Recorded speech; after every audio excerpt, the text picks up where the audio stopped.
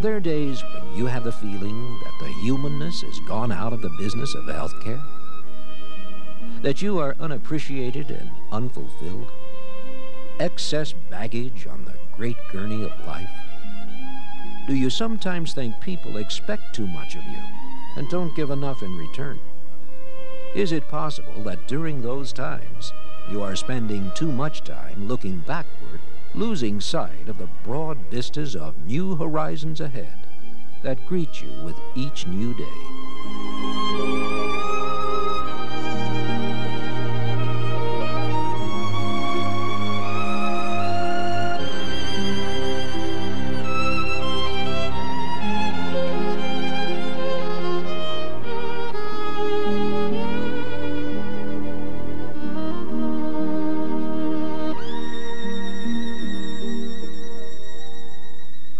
To dwell on the past is to completely befog the future. We all know that. He had the nerve to blame me for not being able to read his writing. And yet it's so easy to wrap ourselves in our great, gray, fuzzy cocoons. One more do this and do that, and old sourpuss can turn into a prune Danish for all I care. Up to our necks in self-righteousness and self-pity. The best hospital food in the city, and what thanks do I get? I don't know how many places they think I can be at one time. Completely blocking the one quality in our jobs that sets us head and shoulders above the crowd. Professionalism.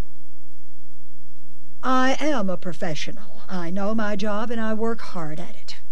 And I, too. How many people around here have put in my years of training and experience? No one appreciates the expertise and knowledge it takes to create therapeutic menus day after day after day. Ha! They couldn't open the doors around here without me to keep things humming. Well, you've certainly put your fingers on one element in the formula for professionalism. Knowledge. If you don't know what you're doing, then certainly you have no business being here at all. What you have learned, your skills and your experience, are totally essential to the hospital and to your standing in professionalism. But each of you comes off sounding like the main actor in a one-man show. No matter how good you are as a surgeon, your patients will suffer, maybe not even survive, without the skills and care of your entire backup team. And you could never get everything accomplished on your shift without your aides and everyone else at your station who make your job easier. All of you, in fact, need all of the people available to you. Volunteers, housekeeping, maintenance, engineering, and the 101 other ancillary services the hospital provides. What every hospital needs and values the most is team players, not star performers. And that brings us to the second element in the professionalism formula. Team spirit. The willingness to pitch in and help where you're needed, when it's needed. Why don't you let me get that spill while you help Miss Smith with her bath? Hey, Mike, you've really got a load today. Is there something I can do to help? And the awareness and appreciation of how much everyone else does that affects the success of your own accomplishments. Okay, Miss Hayes, I've done my part. I'm glad I'm leaving him in your good care. Thanks so much for keeping me informed about Mrs. Smith's food intake. I've got to think of something to tempt her appetite. Having the awareness and maturity to put your own importance behind you for the benefit of team performance also makes the next part of the professionalism formula easier. It's called acceptance. By that we don't mean apathetic, passive acceptance of things as they are, but positive, supportive acceptance of others as they are.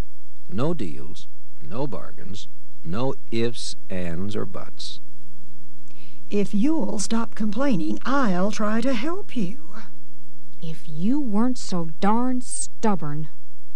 If you'd just mind your own business.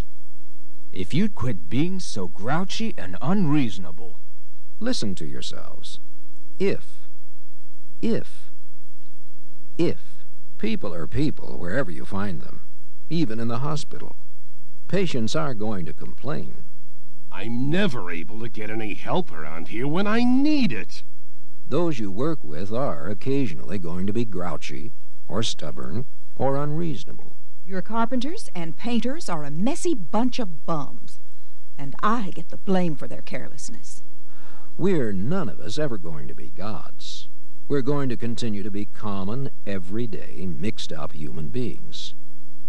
The day you can accept that and not allow others' upsets to upset you, you'll have come a long way down the road to professionalism. But she makes me so mad. Who does she think she is? He makes me tired. No one on this floor can please him. Nobody can make you anything.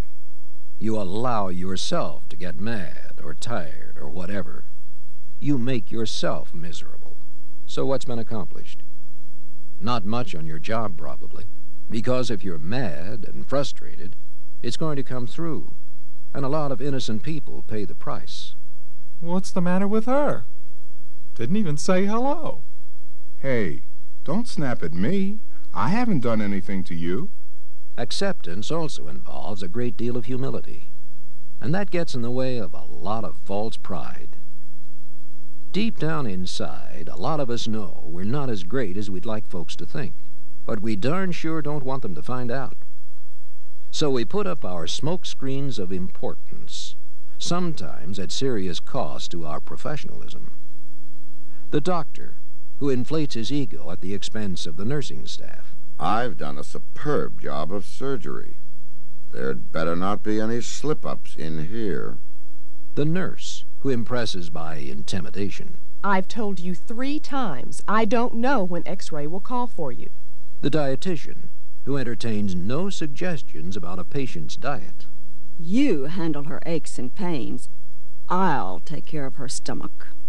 The whole trouble is, the more we inflate ourselves, the more difficulty we have in accepting others. You just can't trust anyone to do the job right. I don't know why patients are so bubble-brained. What difference does it make when X-ray needs her? She's not going anywhere anyway. Nurses, I've forgotten more than they'll ever know about patient diets. Going to the moon wasn't a problem at all, compared to those we create right here on Earth for ourselves every day. Professional acceptance also means that we don't sit in judgment on other people's values, morals, tastes, or work habits. She's been married 4 months. Some premature baby, huh? Honestly, the way she dresses, she looks like a bag of jelly beans in all those colors. He picks up his check here, but I don't know where he works. I will give you the best nursing care I know how, but I despise you for the life you have lived to put you here. You have done stupid things that I would never do.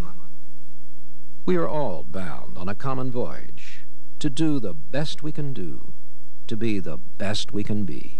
And most of us are far too frail ourselves to judge the failures of others, their mistakes, or their circumstances, or even to compare ourselves to others. I would never do such a silly thing.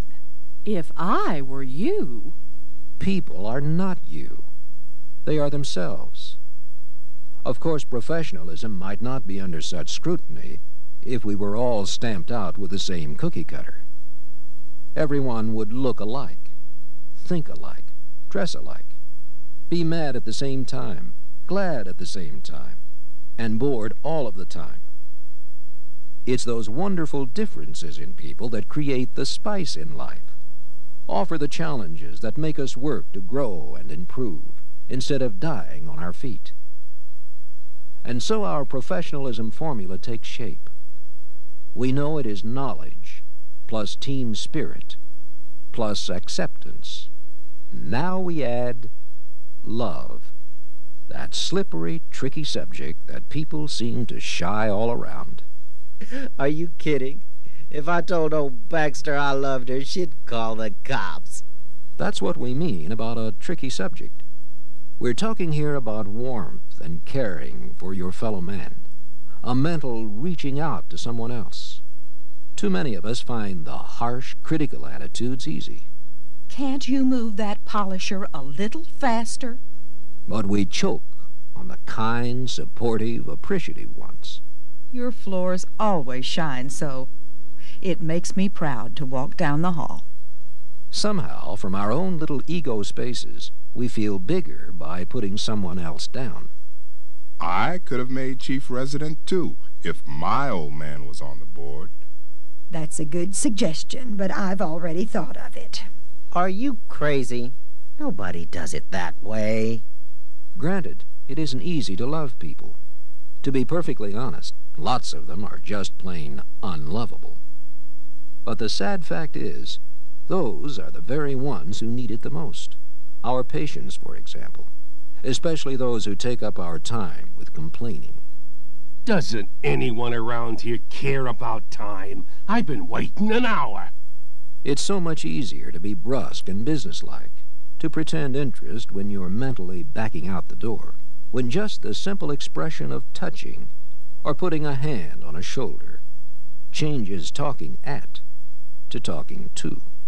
Mr. Bowman, I know it's frustrating, but we never know when we're going to have an emergency. Be patient with us. Or someone we work with who's nearly always unpleasant. That's old Baxter. Look up ugly in the dictionary and you'll find her picture there. Given your attitude, Mrs. Baxter might very well call the police if you told her you loved her. But try surprising her just once, with a compliment on a good job done, or by being pleasant yourself. Hey, Baxter, you've got the 4th floor so spit and polished, it looks like the Waldorf.